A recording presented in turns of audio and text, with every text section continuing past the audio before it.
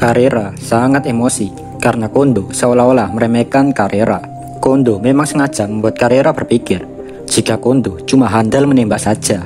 Tapi nyatanya Kondo lebih handal berpedang, dan hal itu berhasil membuat Carrera lengah. Carrera berkata, "Beraninya kau meremehkanku manusia?" Melihat Carrera yang emosi, Akira mencoba menenangkan Carrera. Setelah Carrera udah bisa tenang, Carrera sadar jika dia adalah pelayan Rimuru. Makanya dia nggak mau ceroboh lagi yang dapat membuat dirinya mati konyol. Carrera mengakui jika Kondo berada di tingkat yang sama dengannya. Menyadari kesalahannya, kini Carrera akhirnya serius. Ekspresi Kondo pun berubah, dan dia melihat Carrera sebagai musuh yang patut diwaspadai. Kondo akhirnya memakai armor yang nggak pernah dia pakai satu kali pun, dan armor itu merupakan armor tingkat mitos, pemberian dari Rudra. Sedangkan alasan kenapa Kondo tidak pernah memakai armor itu karena nggak ada satu musuh yang dapat mengalahkannya. Carrera memandang Kondo sambil berkata, "Aku adalah hamba setia Tuan Rimuru, salah satu dari 12 pelindung Carrera, penguasa ancaman. Aku bertaruh atas kemuliaanku, dan aku akan membunuhmu."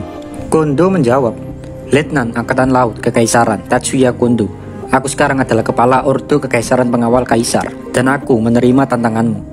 Keduanya saling berhadapan. Pertempuran sesungguhnya dimulai. Namun sebelum pertumbukan, Carrera mengambil tangan kirinya yang putus dan memasangnya lagi. Di situ Kondo hanya melihat Carrera mengambil dan memasang tangan kirinya lagi. Dan setelah itu mereka bertarung. Kondo langsung menerjang Carrera dengan memegang dua pedangnya, sementara Carrera hanya bisa bertahan. Untungnya saat itu Carrera menggunakan pedang Akira. Jika tidak, mungkin Carrera udah kalah. Tanpa henti, tanpa memberi nafas, Kondo terus menyerang bertubi-tubi, dan Carrera cuma bisa bertahan. Dan sampai saat itu, perut Carrera teriris oleh pedang Kondo. Di situ Carrera menggerang kesakitan sambil melototi Kondo. Carrera tahu jika Kondo kuat. Carrera selalu berpikir bisa menandingi Kondo, tapi semua itu tidak sesuai ekspektasi. Meskipun terluka, Carrera nggak mau nyerah gitu aja, karena dia nggak mau kalah dan mengecewakan Rimuru. Bagi Carrera, jika dia sampai kalah pada saat ini, itu sama saja seperti dosa yang tidak bisa dia tebus, meskipun harus bunuh diri jutaan kali lipat. Bahkan Carrera di situ sampai berdoa agar bisa mengalahkan Kondo. Tiba-tiba Carrera mendengar suara, dan ternyata itu adalah suara dari Ciel. Ciel berkata, dengan izin Rimuru, Ciel akan memberikan Carrera kekuatan, yaitu Abaddon, Raja Kehancuran. Di situ Kondo sudah merasakan perubahan kekuatan di dalam diri Carrera. Carrera kini memegang pedangnya dengan kedua tangannya dan mengarahkan ke Kondo. Carrera dan Kondo saling beradu pedang, dan terlihat cahaya putih dan hitam saling beradu. Lalu Carrera mau mengeluarkan skill terkuatnya, yaitu skill gelombang reruntuhan tertinggi dan gelombang penghancur. Kondo tahu jika serangan itu sangat berbahaya. Akhirnya Kondo pun memaksakan dirinya dengan mengeluarkan skill bom penghancur dewa. Kedua kekuatan itu saling beradu dengan sangat dahsyat. Namun ternyata serangan mematikan Carrera tadi hanyalah umpan. Carrera berkata, "Itu tidak cukup. Lihatlah kekuatan antara diriku dan Akira.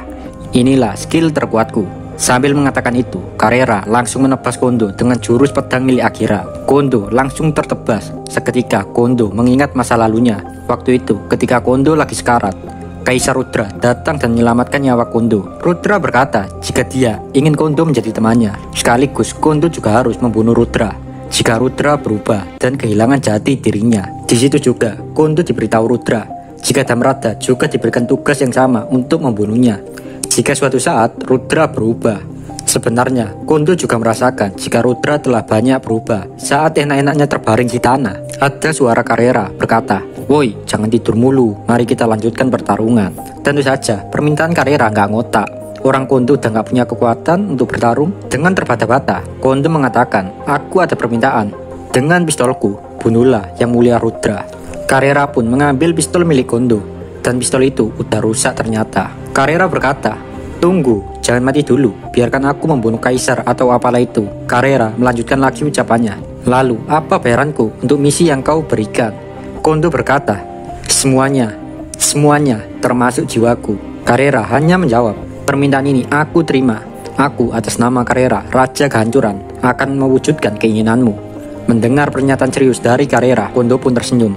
Dan gak lama, skill Raja Eksekusi yang dimiliki Carrera berevolusi menjadi skill ultimate Raja Kematian. Di saat yang sama, Carrera melihat pistol pemberian Kondo. Pistol itu tiba-tiba bercahaya keemasan. Carrera akhirnya tahu jika Kondo benar-benar memberikan semua kekuatannya pada Carrera. Di lain cerita, Benimaru berhadapan dengan Granet. Granet adalah penjaga Rudra di peringkat 3 kekaisaran. Di sini, Granat meminta Benimaru untuk menjadi bawahannya saja. Namun Benimaru menolak. Benimaru berkata jika dia tidak akan mengkhianati Tuan Rimuru. Nggak lama, Ciel ngasih tahu Benimaru jika Ciel akan memberikan Benimaru kekuatan. Benimaru pun berkata, tarik pedangmu. Namun Granat masih keras kepala dan ingin terus mengajak Benimaru untuk bergabung dengan dirinya. Granat mengatakan, jika kekaisaran gak mungkin kalah. Alasannya ada Felgrin, Kondo, dan Damrada. Granat terus berkata jika Benimaru gak mungkin bisa ngalahin Granat. Benimaru ngerasa semakin kesini dia semakin direndahin. Benimaru pun menarik pedang miliknya. Tanpa apa-apa, Granat berkata, pergilah kau ke neraka, sambil mengeluarkan serangan shockwave. Granat berpikir jika serangan itu harusnya bisa menghancurkan Benimaru. Namun kenyataannya, serangan dari Granat berhasil dengan mudah diblokir dengan pedang milik Benimaru. Granat bingung atas apa yang telah terjadi. Bagi Granat ini semua nggak masuk akal. Di sini Benimaru cuma tersenyum dan berkata, jika Granat cuma modal bacot doang, kini gantian Benimaru yang akan menyerang. Benimaru di sini menggunakan Amaterasu. Seketika, pedang milik Benimaru dilapisi api hitam Amaterasu. Granat juga memakai serangan terkuat miliknya, dan mereka berdua pun beradu mekanik. Namun sayangnya, kekuatan Benimaru terlalu besar, dan seketika Granat pun musnah. Di lain cerita, Felgrin ngerasa khawatir karena tubuhnya yang lain yang dia miliki telah dimakan oleh Rimuru. Kini Felgrin cuma memiliki 20% mana. Maka dari itu, Felgrin menyimpulkan jika mereka gak bisa menang melawan Rimuru, dan kabur adalah keputusan terbaik. Felgrin pun membuka pintu dan ingin kabur. Namun hal itu tidak semudah yang dipikirkan Felgrin. Felgrin berhasil dihentikan Testarossa yang udah dari tadi menunggu sampai pintu terbuka. Di situ, Testarossa tahu jika sekarang pertarungan yang Rimuru lakukan telah berakhir. Testarossa juga tidak lupa berdoa, dan dalam sekejap Ciel memberikan Testarossa kekuatan, dan kekuatan itu bernama Raja Neraka, Belial. Gak lama juga, semua orang telah mengalahkan semua penjaga pintu dan mulai menghampiri di tempat Felgrin. Felgrin emosi melihat hal itu, karena itu artinya para penjaga sudah dikalahkan. Di lain cerita, Laples dan Vega mulai menjalankan rencananya untuk pergi ke tempat Cagalli berada. Namun di situ mereka dihentikan oleh Feldway. Feldway adalah orang dengan peringkat 10. Gak lama juga Yuki datang. Melihat kehadiran Yuki, Laples mencoba menyadarkan Yuki.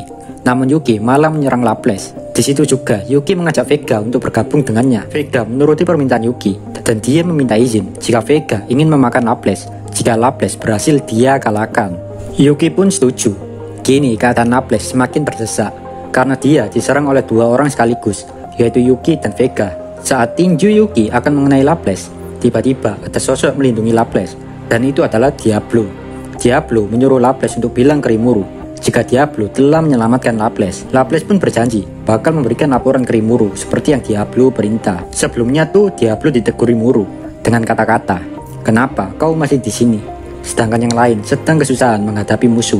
Makanya jadi kini Diablo pun pergi untuk menyelamatkan Laples dengan tujuan supaya Laples ngasih laporan jika Diablo udah nyelamatin Laples. Feldway dan Diablo menatap satu sama lain dengan tatapan tajam. Namun Feldway ingin mundur terlebih dahulu karena dia khawatir sama Rudra. Feldway, Cagalli, Yuki, dan yang lain pun kembali. Sementara Diablo pun juga penasaran apa yang sebenarnya terjadi, dan Diablo pun melakukan teleport ke tempat tujuan musuh. Dan yang tersisa hanyalah Laples sendirian di situ. Sedangkan dari sudut pandang Rimuru setelah menelan Felgrin, Rimuru berjalan-jalan di area pertempuran dan dia bertemu dengan Diablo. Ciel menjelaskan jika Diablo di sini bertugas sebagai pengawal Rimuru jika terjadi kemungkinan terburuk. Diketahui juga jika ternyata Veldora gagal untuk meyakinkan Felgrin. Ciel mengatakan jika Felgrin dan Kondo didominasi oleh Rudra. Rimuru memikirkan cara terbaik dan Rimuru akhirnya menemui Felgrin di dalam perutnya. Meskipun ada perdebatan kecil, namun Rimuru sanggup memakan kekuatan kaisar dalam tubuh Felgrin. Meskipun begitu, tubuh Felgrin yang lain masih berada dalam dominasi Rudra. Rimuru akhirnya memutuskan untuk menerawang situasi yang sedang dihadapi para bawahannya melawan Felgrin yang lain melalui salah satu mata bawahannya. Rimuru melihat Diablo berhasil menerobos dan menerjang dunia lain yang diciptakan Felgrin. Sedangkan Felgrin sendiri nggak nyangka jika dunia yang dia ciptakan berhasil diterobos. Di situ, Carrera menembak peluru ke arah Rudra. Dengan spontan, Felgrin berlari dan mencoba melindungi Rudra. Dan hal itu membuat tangan kanan Felgrin terkena. Namun tetap saja, peluru yang ditembak Carrera dapat mengenai Rudra. Namun anehnya, Rudra baik-baik saja. Carrera di situ terkejutlah karena Rudra bisa membatalkan tembakan penghancur dewa. Sedangkan Felgrin yang berada di tubuh Rimuru mengakui jika dia telah didominasi oleh Rudra. Felgrin menceritakan jika Rudra memiliki pelindungan mutlak yang juga mustahil untuk dihancurkan, dan syarat mengaktifkan skill itu Rudra harus memiliki orang yang setia padanya. Kekuatan Rudra adalah King of Justice Mikael. Dan jika tubuh Valkyrie yang lain tidak didominasi Rudra, maka saat Carrera tadi menembak, Valkyrie tidak akan menyelamatkan Rudra karena Valkyrie tahu jika Rudra akan baik-baik saja. Valkyrie yang ada di perut Rimuru menangis saat tahu jika Rudra telah berubah dan bukan lagi Rudra yang dulu dia cintai. Di satu sisi, Rudra tersenyum jahat dan merebut kekuatan milik Valkyrie. Valkyrie berkata jika Rudra telah melemah dan kini dia telah digantikan oleh skillnya yaitu King of Justice Mikael. Valkyrie mengatakan jika skill itu adalah skill yang diberikan Veldanava kepada Rudra. Sedangkan skill pertahanan asli milik Rudra adalah The King of Covenant Uriel. Namun karena Veldanava nggak bangkit-bangkit, jadinya skill Uriel milik Rudra tidak tahu ada di mana. Suara dalam hati Rimuru. Dia nggak nyangka jika skill yang dimaksud Valkyrie selama ini ada dalam dirinya. Rudra kini telah menjadi lemah karena terlalu sering berinkarnasi. Dan sekarang King of Justice Mikael mengambil alih tubuh Rudra. Ciel berkata jika Ciel dalam posisi yang sama seperti yang dialami skill King of Justice Mikael, Ciel juga akan melakukan hal yang sama dan menunggu waktu yang tepat untuk mengambil alih tubuh Rudra, yang tentunya juga mencari cara membangkitkan tuannya yaitu Veldanava. Sedangkan dalam hal ini King of Justice Mikael ingin bangkitin Veldanava yang dimana merupakan tuannya. Maka dari itu dia mengambil alih tubuh Rudra. Namun gak lama muncul kehadiran seseorang dan itu adalah Phantom King of Filway. Filway langsung mengarahkan serangannya kepada Valkyrie dengan dominasi ruang. Seketika Valkyrie langsung terluka dan melemah. Entah mengapa Diablo ngerasa jika dirinya gak mungkin bisa ngalahin sosok Filway. Rimuru juga menyadari hal tersebut. Di sini juga Filway memanggil Rudra dengan nama Mikael. Mikael berkata jika dia hanya tinggal menyerap Veldora dan Velzad, maka setelah itu mereka bisa bangkitin Veldanava. Saat itu Valkyrie masih melihat adanya sisa-sisa dari jiwa Rudra. Valkyrie ingin keluar dan mengambil jiwa Rudra, namun dihentikan oleh Rimuru. Rimuru pun menenangkan Valkyrie. Rimuru memberikan masukan kepada Valkyrie. Valkyrie juga mau melakukan apapun asalkan itu demi Rudra tercinta. Gak lama terdengar suara Ciel. Ciel berkata akan menggabungkan skill King of Charity dengan King of Covenant Uriel. Di situ Valkyrie kaget saat tahu jika skill Uriel ternyata ada di Rimuru. Dari penggabungan dua skill itu terciptalah skill King of Flame juga. Dengan skill tersebut Valkyrie bisa menyelamatkan Rudra.